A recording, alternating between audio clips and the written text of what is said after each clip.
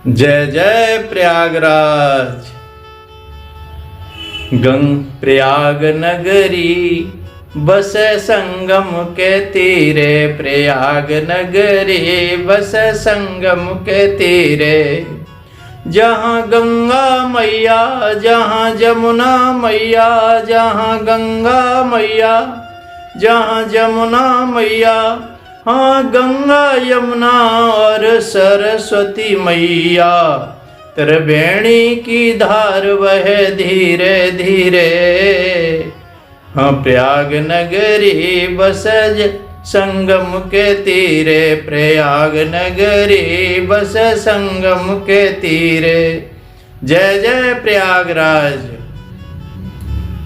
आजकल आप जहाँ भी देखेंगे प्रयाग की बहुत चर्चा हो रही हैं इधर उधर, और जहाँ भी टीवी खोलते हैं तो प्रयाग की चर्चा, हर चैनल प्रयाग की चर्चा कर रहा है और बड़ी भीड़ प्रयागराज के लिए सब दुनिया दौड़ पड़ी है।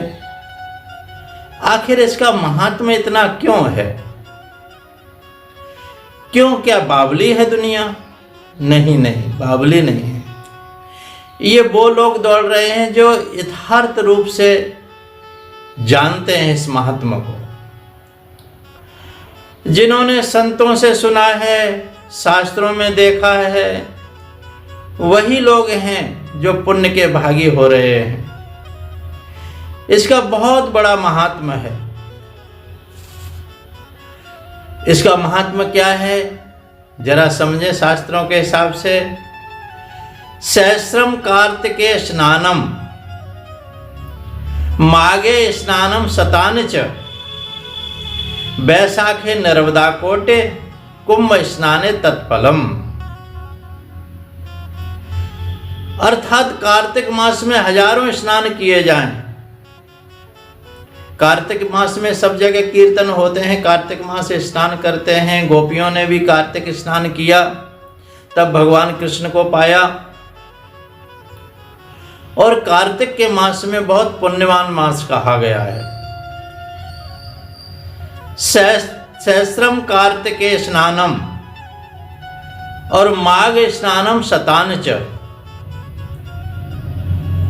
हजारों कार्तिक के महीने के स्नान किए जाएं और माघ मास में सैकड़ों स्नान किए जाएं। माघ का भी बहुत बड़ा महत्व है। जहाँ प्रयागराज में जहाँ कुंभ की चर्चा आप सुनने में मिल रही है, बहुत बड़ी भीड़ लगी हुई है। जगह जगह पूरे भारतवर्ष के और विदेशों से भी संत आए हुए हैं। और जहाँ तक कि कुंभ में जिन संतों के हमें दर्शन दुर्लभ हैं, जो गिरकंदराओं से निकलते ही नहीं हैं, बस वो उसी में ध्यानस्थ होकर के बैठे हैं, वो भी कुंभ के स्नान के लिए उन गिरकंदराओं से भी निकल आते हैं। कुंभ के स्नान में ऐसे ऐसे दिव्य महापुरुषों का दर्शन हो जाता है, जिससे हमारा जीवन सार्थक और सफल बन जाता है। सहस्रों कार्तिक के स्नान किए जाएं और माघ के 100 स्नान किए जाएं माघ के महीने के, जहाँ प्रतिवर्ष कुंभ की स्थान पर ही छोटा सा प्रतिवर्ष मेला माघ का लगता है। और वहाँ कुछ संत पहुँचते हैं, लेकिन इस कुंभ स्नान के लिए तो हजारों, लाखों और कहते हैं करोड़ों की संख्या यहाँ पर उपस्थित है। और बैसाख के महीने में नर्मदा के कोट स्नान किए जाएं, करोड़ों स्नान किए जाएं, तो कुंभ स्नाने तत्फलम। इतना बड़ा महात्मा शास्त्रों में इसका कुंभ स्नान का दिया गया है। नर्मदा के कोट स्नान किए जाएं, करोड़ों, और कुंभ स्नान एक कर लिया जाए बराबर। और कहते हैं अब आया ये स्नान की चर्चा हुई, अब कहते हैं यज्ञों की चर्चा। अश्वमेध सहस्त्राणि, वाजपेयी शतानि च, लक्षम प्रदक्षिणा भूम्या, और कुंभ स्नाने तत्फलम। अश्वमेध सहस्त्राणी, हजारों अश्वमेध यज्ञ किए जाएं, हजारों अश्वमेध यज्ञ तो एक भी संपादन करने में बड़ी मुश्किल होती है, क्योंकि चक्रवर्ती सम्राट पहले किया करते थे और इसमें अर्थ का बहुत संपादन करना पड़ता है। विश्व के ऋषि मुनियों को, संतों को बुलाया जाता है, बहुत अर्थ का संपादन होता है, क्योंकि चक्रवर्ती सम्राट ही किया करते थे। और सैकड़ों वाजपेयी यज्ञ किए जाएं, ये बहुत बड़े बड़े यज्ञ हैं जिनका सब स्नान नहीं कर सकते यज्ञों का संपादन। इसमें अर्थ बहुत विशेष लगता है, लेकिन वाजपेयी शतान च लक्ष्यम प्रदक्षिणाम भूम्या, भूमि की लाखों परिक्रमा की जाएं, लाखों भूमि की परिक्रमा करके और जगह जगह के तीर्थ स्नान किए जाएं, फिर भी कुंभ स्नानेत तत्फलम, एक बार कुंभ का स्नान भाव भक्ति से भर करके, भवित होकर के कर लिया जाए समय पर, तो तत्फलम, कुंभ स्नानेन तत्फलम।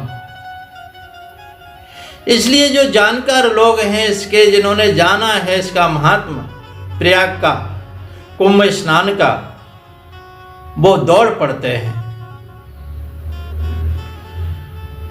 अब एक बात कहते हैं, रामायण में भी महात्मा दिया गया इसका, रामचरितमानस में कहते भरद्वाज मुनि बसें प्रयागा, तिनय रामपत अति अनुरागा, तापस समदम दया निदाना, परमारथ पथ परम सुजाना। भरद्वाज मुनि प्रयाग में रहते हैं, भरद्वाज आश्रम भी है, दर्शन करना कोई जाए तो जरूर करना। तिनय राम पद अति अनुरागा, भगवान राम के पर चरणों में उनका बहुत अनुराग है। एक तो राग होता है, एक अनुराग। राग होता है संसार की वस्तु और व्यक्तियों से, वो राग हमें बांधता है, और अनुराग होता है भगवान के चरणों से, भगवान की कथाओं से, संतों से और परमार्थ पथ के साधनों से, वह है अनुराग। वो सब के सब हमें परमार्थ पथ यानी परमात्मा से मिलाते हैं, उनको अनुराग कहते हैं। और तापस कैसे हैं? बोले सम दम दया निदाना, जिसके अंदर सम और दम आ जाता है ना, तो सारे साधन उसके अंदर उपस्थित हो जाते हैं, और साधन जो होते हैं वो साध्य को मिलाते हैं। सम दम दया निदाना, परमार्थ पथ पद परम सुजाना। भरद्वाज मुनि कैसे हैं?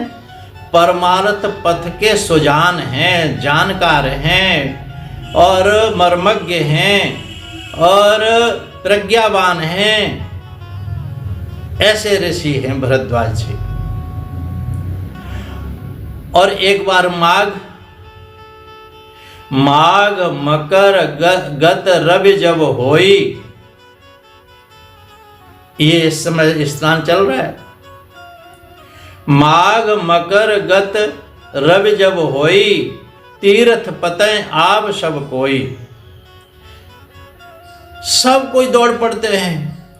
माघ में जब सूर्य मकर राशि पर जाते हैं और सभी इसके त्रिवेणी के स्नान के लिए आते हैं। सभी कौन कौन आते हैं? देव, धनुज, किन्नर, नर श्रेणी, सादर मज्जय सकल त्रिवेणी।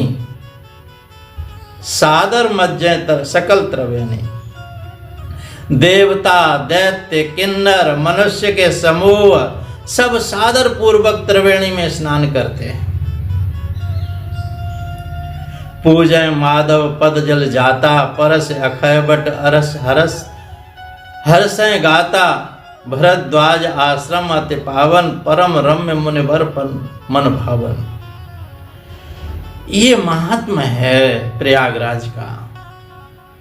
इतना ही समझें कि इसमें आप पुरुष ही नहीं आते, ऋषि नहीं आते, देवता भी विभिन्न रूप धारण करके और कुंभ का स्नान करते हैं। देवता, जो देवताओं को इन साधनों की जरूरत नहीं है, देवलोक प्राप्त हो गया है, लेकिन देवलोक तो प्राप्त हुआ है, लेकिन वहां से भी क्षीण पुण्य मृत लोकम विशंति। लेकिन ये जो साधन है परमार्थ पथ के, वो परमात्मा को यदि गत्वा न निवर्तन्ते, वहां से फिर लौट करके नहीं आता, परमार्थ पथ को प्राप्त हो जाता है, परमात्मा को प्राप्त हो जाता है। ऐसे ये साधन है। इसलिए कुंभ में इतनी भीड़ लग रही है, सब जा रहे हैं, सब आ रहे हैं, बड़े प्रेम से, कितने कितने बड़े। इतना समझिए कि कुंभ के स्नान के लिए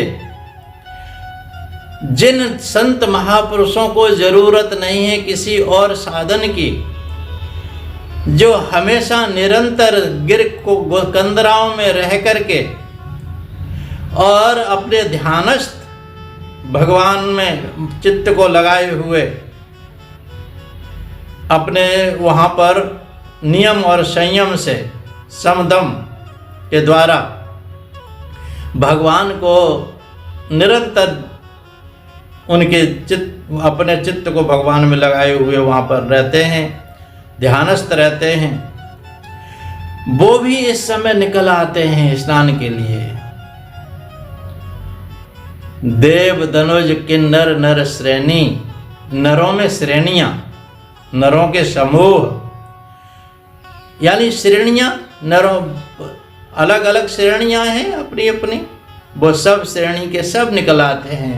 कोई नरों में संत हैं, कोई महंत हैं, कोई मंडलेश्वर हैं, कोई साधु हैं, कोई विरक्त हैं, जितनी श्रेणियां हैं संतों की, सब के सब निकल आते हैं कुंभ स्नान के लिए। और जिनके दर्शन दुर्लभ हैं, उन संतों के भी दर्शन हो जाते हैं। बोलिए संत महापुरुषों की जय। संतों के दर्शन मिल जाते हैं। और देखिए, ये 13 जनवरी का स्नान आपने किया, अब 14, 25 जनवरी, 27 जनवरी और 29 जनवरी, 3 फरवरी और 4 फरवरी और 8 फरवरी, 12 फरवरी, 26 फरवरी तक ये स्नान है। 26 फरवरी को शिवरात्रि का है और 12 फरवरी को पूर्णिमा माघ शुक्ल पक्ष का स्नान है और 4 फरवरी को अचला सप्तमी है और 3 फरवरी को वसंत पंचमी है और मौनी अमावस्या का माघ 29 जनवरी को मिलेगा आपको। तो ये स्नान जरूर करें और कुंभ के स्नान और संतों के दर्शन और पुण्य दान, और आप परमार्थ पथ के पथिक बन जाएं बिल्कुल, और भगवान के नज़दीक पहुँचें। इतना ही कह करके ये कुंभ का महात्म कहा गया। और कुंभ में आप जरूर स्नान करें, इसका बहुत बड़ा महात्म है, आपने सुना ही। बोलिए प्रयागराज की जय, सद्गुरुदेव भगवान की जय, गंगा मैया की जय, यमुना मैया की जय, सरस्वती मैया की जय और सब संत महापुरुषों की जय।